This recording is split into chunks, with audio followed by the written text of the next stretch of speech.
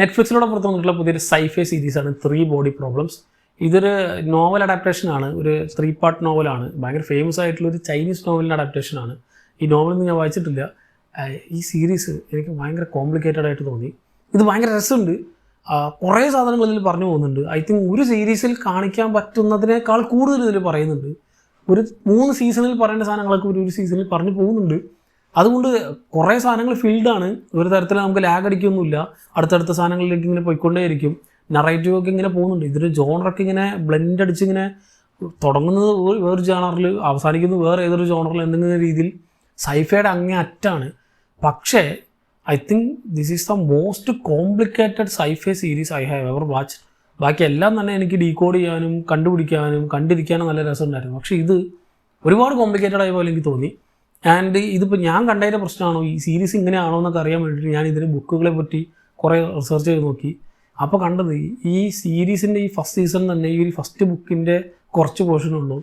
ഈ എൻ്റെയർ 3 ബുക്കിൽ നമ്മൾ സാധാരണ ഒരു സൈഫൈ സീരീസോ അല്ലെങ്കിൽ ഒരു വലിയ വേൾഡ് ബിൽഡിങ്ങിൻ്റെ വലിയ കമ്മിങ് ഓഫ് ഏജ് അല്ലെങ്കിൽ കുറേ കാലത്തിൻ്റെ കഥ പറയുന്ന സീരീസുകളും സിനിമകളിലൊക്കെ തന്നെ നമ്മൾ കണ്ടിട്ടുള്ളത് ഏറിപ്പോയൊരു 50 വർഷമോ 100 വർഷമോ പോട്ടെ, ഒരു 200 വർഷം പോട്ടെ, ഒരു 1000 വർഷമായിരിക്കും. ഇത് മില്യൺ കണക്കിന് വർഷങ്ങളുടെ കഥയാണ് ഇതിൽ പറയുന്നത്. Millions and billions. അത് എങ്ങനെ അത് അഡാപ്റ്റ് ചെയ്ത് വരുമെന്ന് എനിക്കറിയില്ല. ഇത് നെറ്റ്ഫ്ലിക്സിൻ്റെ ഫസ്റ്റ് സീസണിൽ അതിൻ്റെ ഒരു ടൈനി പോർഷൻ മാത്രമേ കാണിച്ചിട്ടുള്ളൂ.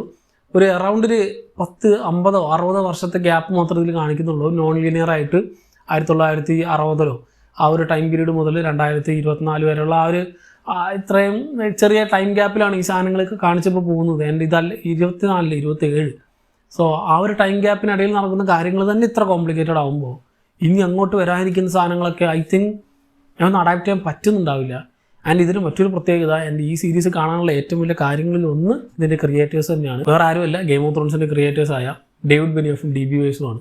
ഇവർ ഗെയിം ഓഫ് ത്രോൺസ് കഴിഞ്ഞിട്ട് ചെയ്യുന്ന ഒരൊറ്റ സീരീസാണ്. ഇതിന് വേണ്ടിയിട്ടാണ് ഗെയിം ഓഫ് ത്രോൺസിൻ്റെ ഫൈനൽ സീസണൊക്കെ റഷ് ചെയ്ത് നിങ്ങൾക്ക് കേട്ടിട്ടുണ്ട്. പക്ഷേ എത്രത്തോളം നിന്നും അറിയില്ല. കാരണം അതൊരു 18, 19 തീർന്നു. ഇതിപ്പോൾ ഒരു 4-5 കൊല്ലം കഴിഞ്ഞിട്ടാണ് ഇവരിപ്പോൾ എടുത്തിട്ടുള്ളത്.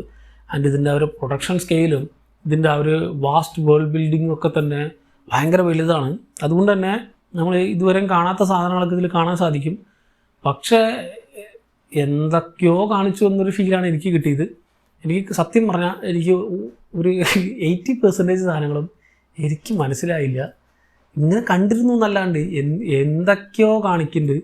സോ ഇത് ഡീകോഡ് ചെയ്യാനോ ഇതിനെപ്പറ്റി കൂടുതൽ ഇരിക്കാനൊക്കെ ആണെങ്കിൽ ഈ ബുക്ക് മുഴുവനായിട്ട് വായിക്കണം. ആൻഡ് ഈ ബുക്ക് വായിച്ചാൽ തന്നെ ഈ ഉള്ളതിനേക്കാൾ കൂടുതലായിട്ട് കോംപ്ലിക്കേറ്റഡ് ആവുമെന്ന് എനിക്കത് തോന്നുന്നു. ഒരു പക്ഷേ ഇതൊരു 3 സീസൺ സീരീസായിട്ടായിരിക്കും ഇവർ ഉദ്ദേശിക്കുന്നുണ്ടാവുക.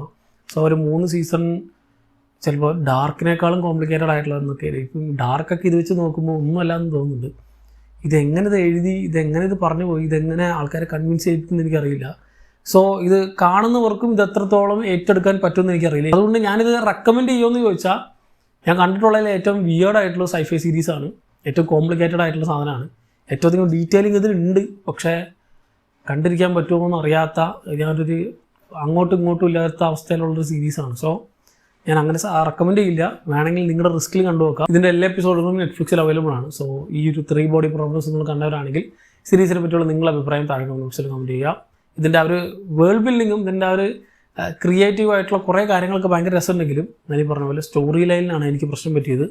ഇത് മനസ്സിലാക്കിയെടുക്കാൻ, ഇത് എവിടെ എന്ത് എപ്പോൾ എങ്ങനെ നടക്കും എന്നുള്ളതൊക്കെ ഒന്ന് മനസ്സിലാക്കിയെടുക്കാൻ കുറച്ച്, അത് ഞാൻ ആ ബാക്കിയുള്ള കാര്യങ്ങൾ കേട്ട് കഴിഞ്ഞപ്പോഴാണ് എൻ്റെ തല പുകഞ്ഞത്. കാരണം സീരീസിൽ ഞാൻ പറഞ്ഞ പോലെ ഒരു 50 വർഷമുള്ളെങ്കിൽ ഒരു 50,000 അല്ലെങ്കിൽ ഒരു 5 ലക്ഷം വർഷത്തെ കാര്യങ്ങൾ പറയുമ്പോൾ ഭയങ്കര അധികം കോംപ്ലിക്കേറ്റഡ് ആവുന്നുണ്ട്.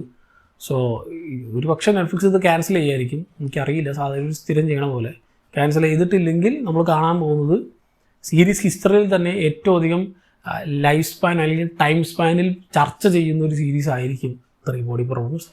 സോ സീരീസ് കണ്ടവരുണ്ടെങ്കിൽ നിങ്ങളുടെ അഭിപ്രായം പറയാം. മറ്റൊരു വീഡിയോയിലൂടെ വീണ്ടും കാണാം. നന്ദി.